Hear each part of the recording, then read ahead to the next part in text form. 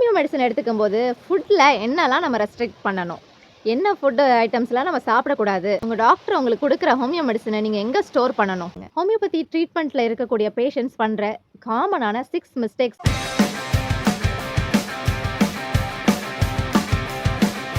Hello everyone. உங்க doctor உங்களுக்கு குடுக்குற ஹோமியோ மெடிசன நீங்க எங்க ஸ்டோர் பண்ணணும்? ரெஃப்ரிஜரேட் பண்ணணுமா? இல்ல நார்மலா ஷெல்ஃப்ல வைக்கலாமா? அப்படி டவுட் நெறைய பேருக்கு இருக்கு. உங்களுக்கு பிரிஸ்கிரைப் பண்ணக்கூடிய இந்த ஹோமியோ மெடிசின்ஸ நீங்க ஃப்ரிட்ஜ்ல வச்சு ரெஃப்ரிஜரேட் பண்ணி தான் யூஸ் பண்ணணும்னு எந்த அவசியமும் இல்ல.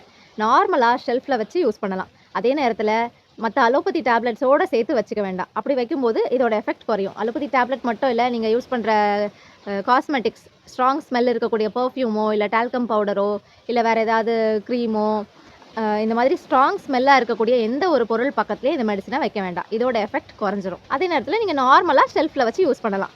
இதோட எக்ஸ்பைரி டேட் என்ன? இதை நாங்கள் எவ்வளோ நாள் யூஸ் பண்ணலான்னு நிறைய பேருக்கு டவுட்ஸ் இருக்குது. இந்த பில்ஸை பொறுத்த வரைக்கும் அதோட ஒயிட் கலர் மாறாமல் இருக்கிற வரைக்கும் நீங்கள் அதை யூஸ் பண்ணலாம். அது லைட்டாக பழுப்பு கலரோ இல்லை எல்லோ கலரோ அந்த ப்ரௌனிஷ் ஷேட் வந்துருச்சுன்னா நீங்கள் அதுக்கப்புறம் அதை யூஸ் பண்ணக்கூடாது. எத்தனை வருஷம் ஆனாலும் அது ஒயிட் கலராகவே இருக்கிற வரைக்கும் நீங்கள் அதை தாராளமாக யூஸ் பண்ணலாம். அதோட எஃபெக்ட் அப்படியே இருக்கும். இந்த பில்ஸ் தவிர மற்ற மெடிசின்ஸ் டைல்யூஷனாக இருக்கட்டும், இல்லை டிங்சர்ஸாக இருக்கட்டும், ஹோமியோ மெடிசின்ஸ் பொறுத்த வரைக்கும் அதுக்கு எக்ஸ்பைரி டேட்டே கிடையாது. But as per the Indian rule maximum 5 years தான் இந்த மாதிரி மெடிசின்ஸ்க்கு வந்து நம்ம எக்ஸ்பைரி டேட் அதில் மென்ஷன் பண்ண முடியும். ஸோ அதில் 5 இயர்ஸ்னு மென்ஷன் பண்ணி இருக்கும். அந்த டேட் ஆஃப் மேனுஃபேக்சரிங்கில் இருந்து 5 இயர்ஸ் வரைக்கும் அதை தாராளமாக யூஸ் பண்ணலாம். உங்களுக்கு உங்கள் டாக்டர் கொடுக்கக்கூடிய பில்ஸோ இல்லை மதர் டிஞ்சரோ அதை நீங்கள் ரெஃப்ரிஜரேட் பண்ணி யூஸ் பண்ணணும்னு எந்த அவசியமும் இல்லை. நார்மலி ஷெல்ஃபில் வச்சுக்கலாம். பட் டைரக்ட் சன்லைட் படாத மாதிரி நம்ம வச்சுக்கிறது நல்லது. இப்போ நம்ம ஒரு மெயினான விஷயத்துக்கு வரும். ஹோமியோ மெடிசன் எடுத்துக்கும் போது ஃபுட்டில் என்னெல்லாம் நம்ம ரெஸ்ட்ரிக்ட் பண்ணணும், என்ன ஃபுட்டு ஐட்டம்ஸ்லாம் நம்ம சாப்பிடக்கூடாது அப்படின்னு சொல்லி நிறைய பேருக்கு டவுட்ஸ் இருக்குது. நிறைய பத்தியம் இருக்குது அப்படின்னு சொல்லி நினச்சி நிறைய பேர் ஹோமியோ ட்ரீட்மெண்ட் எடுத்துக்கிறதுக்கு யோசிக்கிறாங்க. ஹோமியோ மெடிசன்ஸ் பொறுத்த வரைக்கும் இதுக்கு எந்த விதமான ஃபுட் ரெஸ்ட்ரிக்ஷன்ஸும் இல்லை. நீங்கள் ஹோமியோ ட்ரீட்மெண்ட்டில் இருக்கும்போது எப்பவும் போல் நீங்கள் எப்பவும் சாப்பிட்ற எல்லா விதமான ஃபுட்டுமே தாராளமாக சாப்பிடலாம். இதுக்கு ஸ்பெசிஃபிக்காக எந்த ஒரு ஃபுட் ரெஸ்ட்ரிக்ஷனும் இல்லை. ஆனால் விஷயம் என்னன்னு பார்த்தீங்கன்னா, காஃபியோ டீயோ இல்லை எந்த விதமான ஸ்பைசஸோ, strong smell and strong flavour இருக்கக்கூடிய எந்த விதமான ஒரு விஷயத்தை நம்ம சாப்பிட்டாலும் அதை சாப்பிட்ட உடனே நம்ம ஹோமியோ மெடிசன் எடுத்துக்கும்போது இதோட எஃபெக்ட் கொஞ்சம் குறையும். நான் ஏற்கனவே நிறைய வீடியோஸில் சொல்லியிருக்கிற மாதிரி ஹோமியோ மெடிசன்ஸ் வந்து ரொம்ப மைல்டான மெடிசன். ஸோ இந்த மாதிரி ஸ்ட்ராங்கான விஷயங்கள் நம்ம எடுத்துக்கும்போது, குறிப்பாக இந்த காஃபி, டீ, அப்புறம் நம்ம யூஸ் பண்ணக்கூடிய ஸ்பைசஸில் பட்டை, பெருஞ்சீரகம், பெருங்காயம், இது எல்லாத்துக்குமே மருத்துவ குணங்கள் இருக்குது. இந்த மாதிரி மருத்துவ குணம் இருக்கக்கூடிய மற்ற பொருளோடு சேர்த்து நம்ம இதை சாப்பிடும்போது இதோட ஆக்ஷன் கொஞ்சம் டிஸ்டர்ப் ஆகிறதுக்கான வாய்ப்புகள் இருக்குது. ஸோ இந்த மாதிரி பொருட்கள் நம்ம சாப்பிடும்போது நம்ம எது சாப்பிட்டாலுமே ஒரு 1/2 அன் ஹவர்லேருந்து 1 ஹவர் கேப் விட்டு இந்த மெடிசன் எடுத்துக்கும்போது எந்த பிரச்சனையும் இல்லாமல் மெடிசனோட எஃபெக்ட் நல்லாவே இருக்கும். மெடிசனே வந்து எம்டி ஸ்டமக்கில் தான் நல்லா ஒர்க் ஆகும். ஸோ சாப்பிட்ட உடனே நம்ம மெடிசன் எடுக்காமல் ஒரு 1/2 அன் ஹவர் கேப் விட்டு எடுத்துக்கும்போது நம்ம எது சாப்பிட்றதுனாலையும் மெடிசனோட எஃபெக்ட் பாதிக்க போகிறது இல்லை. என்ன சாப்பிட்டாலும் ஒரு 1/2 அன் ஹவர் கேப் விட்டு நம்ம மெடிசன் எடுத்துக்கும்போது மெடிசன் கண்டிப்பாக நல்லா ஒர்க் ஆகும். ஸோ இதுக்கு பெருசாக எந்த விதமான ரெஸ்ட்ரிக்ஷனும் இல்லை. நீங்கள் இந்த ஹோமியோ ட்ரீட்மெண்ட்டில் இருக்கும்போது எல்லாமே சாப்பிடலாம். நிறைய பேர் கேட்பாங்க, பாவக்காய் சாப்பிடலாமா, கருவாடு சாப்பிடலாமா, இந்த மாதிரி நிறைய டவுட்ஸோட பேஷண்ட்ஸ் வருவாங்க. ஹோமியோ மெடிசன் எடுக்கும்போது எந்த விதமான ஃபுட் ரெஸ்ட்ரிக்ஷன்ஸும் இல்லை. மெடிசன் மற்ற நீங்கள் எது சாப்பிட்டாலும் சரி ஒரு 1/2 அன் ஹவர் கேப் விட்டு எடுத்துக்கிட்டால் மட்டும் போதும். உங்கள் ஹோமியோ டாக்டர் உங்களை சில ஃபுட் ஐட்டங்களை அவாய்ட் பண்ண சொல்லியிருக்காங்க அப்படின்னா அது உங்கள் டிசீஸ்க்காக இருக்கலாம். நிறைய பேருக்கு டவுட் இருக்கும், ஆல்கஹால் எடுத்துக்கும் போது நான் மெடிசன் எடுத்துக்கலாமா, ஸ்மோக் பண்ணும்போது நான் எடுத்துக்கலாமா அப்படின்னு. நான் ஆல்ரெடி சொன்ன மாதிரி இந்த மாதிரி ஸ்ட்ராங் ஸ்மெல்லு, ஸ்ட்ராங் ஓடர் இருக்கக்கூடிய விஷயங்களை நம்ம மெடிசன் எடுத்த உடனே எடுக்கும்போது மெடிசனோட எஃபெக்ட் கொஞ்சம் குறைய தான் செய்யும். கேப் விட்டு எடுத்துக்கும்போது இதனால் பெருசாக எந்த ப்ராப்ளமும் இல்லை. But still alcohol and smoking காசு கொடுத்து நம்மளே ஏன் விஷத்தை வாங்கி சாப்பிட்டுக்கணும்? அதை அவாய்ட் பண்ணுறது எல்லாருக்குமே நல்லது தானே. நம்மளை மட்டும் இல்லாமல் நம்மளை சுற்றி இருக்கவங்க எல்லாருக்குமே நல்லது. ஸோ அதையும் கொஞ்சம் திங்க் பண்ணுங்கள். ஹோமியோபதி ட்ரீட்மெண்ட்டில் இருக்கக்கூடிய பேஷண்ட்ஸ் பண்ணுற காமனான 6 மிஸ்டேக்ஸ் பற்றி இப்போ நம்ம பார்க்கலாம். Mistake number 1, self medicine repeat பண்ணுறது. அதாவது லாஸ்ட் டைம் எனக்கு ஃபீவர் வந்தப்போ இல்லை கோல்டு வந்தப்போ டாக்டர் இந்த மெடிசன் தான் கொடுத்தாங்க, ஸோ நான் இதையே நான் ஃபார்மசியில் கொடுத்து வாங்கி நான் திரும்ப போட்டுக்கிறேன் அப்படின்னு சொல்லி அவங்க போட்டுக்கிறது. அது கண்டிப்பாக தவறான செயல். இப்போ நம்ம உங்களுக்கு அந்த டைம் ஒரு ஃபீவரோ இல்லை கோல்டோ வந்தப்போ அதோட ரீசன் வேறையாக இருக்கலாம். நீங்கள் மழையில் நனைஞ்சதுனால உங்களுக்கு ஃபீவர் வந்திருக்கலாம். இல்லை நீங்கள் ஃபுட் ஏதோ உங்களுக்கு ஒத்துக்காமல் போய் ஃபுட் பாய்சன் ஆனதுனால உங்களுக்கு ஃபீவர் வந்திருக்கலாம். அதுக்காக அவங்க கொடுத்த மெடிசன் நீங்கள் நெக்ஸ்ட் டைம் வேறு ஒரு ரீசன்னால உங்களுக்கு ஃபீவர் வரும்போது நீங்கள் அதை எடுத்துக்கும் போது அது யூஸ் ஆகாது. இந்த மாதிரி அக்யூட் மட்டும் இல்லை, க்ரானிக்கான விஷயங்கள். இப்போ ரொம்ப நாளாக முட்டி வலிக்கு நான் மெடிசன் சாப்பிட்டுட்டு இருக்கேன், ஸோ நான் இந்த மெடிசனே நான் திருப்பி சாப்பிட்டுட்டே இருந்தால் எனக்கு சரியாயிரும் அப்படின்னு சொல்லி அதையே திரும்ப ஃபார்மசியில் வாங்கி வாங்கி சாப்பிட்டுட்டு இருக்கும்போது அதுவும் உங்களுக்கு யூஸ் ஆக போகிறதில்ல.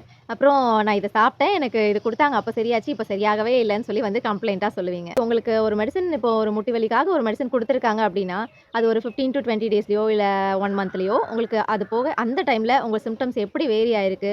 ஸோ அதே மெடிசின் தான் கன்டின்யூ பண்ணணுமா? இல்ல மெடிசின் மாத்தணுமா? இல்ல அந்த மெடிசினோட பொட்டன்சி மாத்தணுமா? இல்ல டோசேஜ் மாத்தணுமா? அத அந்த டாக்டர் தான் முடிவு பண்ணணும். நீங்களே அத இஷ்டத்துக்கு கடையில வாங்கி நீங்க திரும்ப திரும்ப அதையே சாப்பிட்டுட்டு இருக்கும்போது, உங்களுக்கு முதல்ல பிரிஸ்கிரைப் பண்ண மாதிரியே நீங்க இப்பவும் சாப்பிட்டுட்டு இருக்கும்போது, அது உங்களுக்கு யூஸ் இல்லாம போகலாம். உங்க பிரச்சனை சரியாகாமலும் போகலாம். ஸோ அந்த மிஸ்டேக் பண்ணாதீங்க. மிஸ்டேக் நம்பர் 2 ஃப்ரெண்டுக்கு ஒர்க் ஆன மெடிசின் எனக்கும் ஒர்க் ஆகும்னு நெனச்சு எடுத்துக்கிறது. என் ஃப்ரெண்டோ, இல்ல அம்மாவோ, இல்ல என் பையனுக்கோ நான் டாக்டர்ட்ட போய் தலைவலிக்குன்னு நான் வாங்கிட்டு வந்த ஹோமியோ மெடிசின நானும் தலைவலிக்கு சாப்பிட்டா சரியாயிடுமா?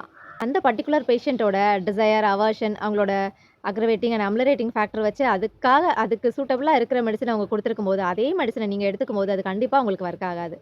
மேபி உங்க ஃப்ரெண்டுக்கு வந்த தலைவலி அவரு மழையில நனஞ்சதுனாலயோ, இல்ல அவரு ஸ்ட்ரெஸ்ல இருந்ததுனாலயோ, அந்த மாதிரி ஏதாவது ரீசன்ல வந்திருக்கலாம். இப்ப நீங்க வெயில்ல போயிட்டு வந்து, அதனால எனக்கு தலைவலி வந்துச்சு. ஸோ நான் இந்த தலைவலி மாத்திரைய போட்டுக்கிறேன். எனக்கு சரியாகும்ன்னு சொல்லி நீங்க சாப்பிட்டீங்கன்னா, அது கண்டிப்பா ஒர்க் ஆகாது. உங்களோட சஃபரிங்க்கு அந்த டைம் உங்களோட மைண்ட் செட்டு, உங்களோட பிசிக்கல் ஜெனரல்ஸ் இதெல்லாம் எப்படி இருக்குன்னு பார்த்து, உங்களுக்கு சூட்டபிளான மெடிசின் நீங்க எடுத்துக்கும்போது தான் உங்களுக்கு அது சரியாகும். சில பேர் சொல்லுவாங்க, நான் அவங்களுக்கு குடுத்த மெடிசின் நான் சாப்பிட்டேன் சரியாயிடுச்சுன்னு. Maybe accidentally சரியாயிருக்கலாம்.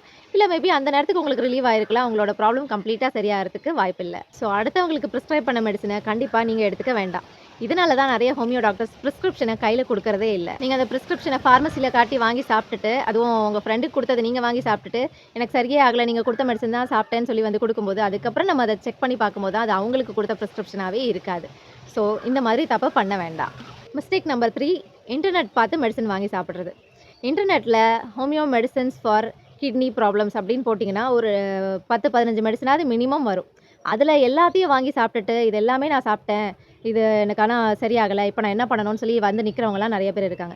அந்த மாதிரி உங்களோட டிசீஸ சிங்கிள் வேர்ட்ல டைப் பண்ணி, அதுக்கு கீழ வரக்கூடிய 10, 15 மெடிசின நீங்க வாங்கி கன்சியூம் பண்ணும்போது, அது உங்களுக்கு பேட் எஃபெக்ட்ட தான் கொண்டு வருமே தவிர, அது உங்க பிரச்சனைய கியூர் பண்ண போறது இல்ல. உங்களுக்கு இது மாதிரி ஏதாவது கிரானிக்கான ப்ராப்ளம் இருக்கும்போது, உங்க உங்க உங்களோட கான்ஸ்டிடியூஷன் என்னன்னு பார்த்து, அந்த டாக்டர் குடுக்கக்கூடிய மெடிசின் உங்களுக்கு ஒர்க் ஆகுமே தவிர, இன்டர்நெட்ல ஜஸ்ட் மைக்ரேன் இல்ல ஆர்த்ரைட்டிஸ் இந்த மாதிரி போட்டு, அதுல வரக்கூடிய நீங்க எத்தன மெடிசின சாப்பிட்டாலும் உங்களுக்கு அது சரியாக போறது இல்ல.